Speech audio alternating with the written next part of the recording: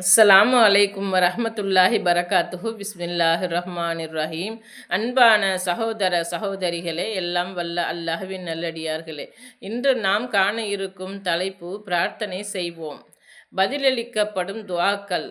பாவமானதையும் உறவை துண்டிக்கும் விதத்திலும் இல்லாத எல்லா துஆக்களும் ஒப்புக்கொள்ளப்படும் என்றாலும், சில குறிப்பிட்ட நேரங்களில் செய்யப்படும் பிரார்த்தனைகள் மற்ற நேரங்களில் செய்யப்படும் பிரார்த்தனைகளை விட அதிகமதிகம் ஏற்றுக்கொள்ளப்படும். எனவே அந்த சந்தர்ப்பங்களையும் நாம் பயன்படுத்தி கொள்ள வேண்டும். கடமையான தொழுகைக்கு பின் கடமையான ஒவ்வொரு நேர தொழுகையையும் நிறைவேற்றிய பின் கேட்கப்படும் துஆ ஏற்றுக்கொள்ளப்படும். எந்த பிரார்த்தனை செவியேற்கப்படும் என்று நபி ஸல்லல்லாஹு அலைஹி வஸல்லம் அவர்களிடம் கேட்கப்பட்டது.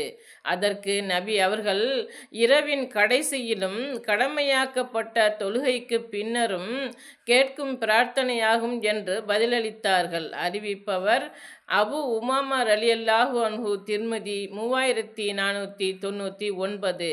சஜிதாவின் போது ஒரு அடியான் அல்லாஹ்விடம் மிக நெருக்கமாக இருக்கும் நேரம் சஜிதாவாகும். எனவே இந்த சந்தர்ப்பத்தில் கேட்கப்படும் பிரார்த்தனை அங்கீகரிக்கப்படுகிறது.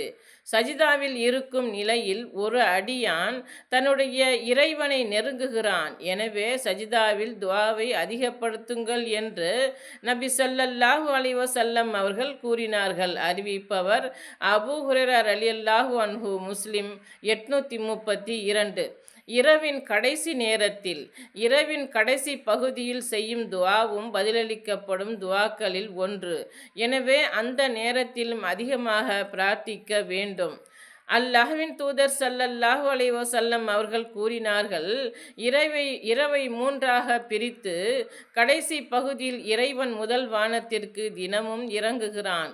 என்னிடம் யாரேனும் பிரார்த்தித்தால் அதை நான் ஏற்கின்றேன். என்னிடம் யாரேனும் கேட்டால் நான் அதை ஏற்கின்றேன். என்னிடம் யாரேனும் மன்னிப்பு கேட்டால் நான் மன்னிக்கின்றேன் என்று கூறுகிறான்.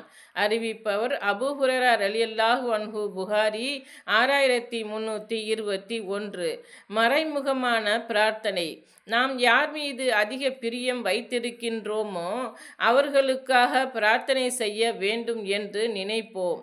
அப்போது அவர்கள் முன்னிலையிலேயே பிரார்த்திப்பதை விட அவர்களுக்கு தெரியாமல் மறைமுகமாக பிரார்த்திக்கும் போது அது கட்டாயம் ஏற்றுக்கொள்ளப்படும். நான் ஷாமுக்கு வந்த அபூ தர்தாவிடம் அவரது வீட்டிற்கு சென்றேன். அவரை நான் காணவில்லை. உம்மு தர்தாவை நான் கண்டேன். அப்போது அவர், இந்த வருடம் நீங்கள் ஹஜ் செய்ய நாடுகிறீரா என்று கேட்டதற்கு ஆம் என்றார்கள்.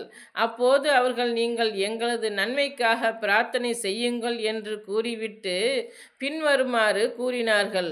ஒரு முஃமினான மனிதர் தன்னுடைய சகோதரனுக்காக மறைமுகமாக பிரார்த்தித்தால் அவருக்கென்று சாட்டப்பட்டுள்ள மலக்கு பதிலளிக்கின்றார்.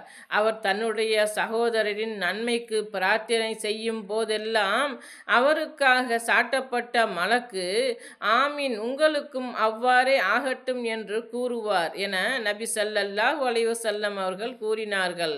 அறிவிப்பவர் சௌபான் ரலியல்லாஹு அன்ஹு. முஸ்லிம் 5281. அஸ்ஸலாமு அலைக்கும் வரஹ்மத்துல்லாஹி பரகாத்துஹு.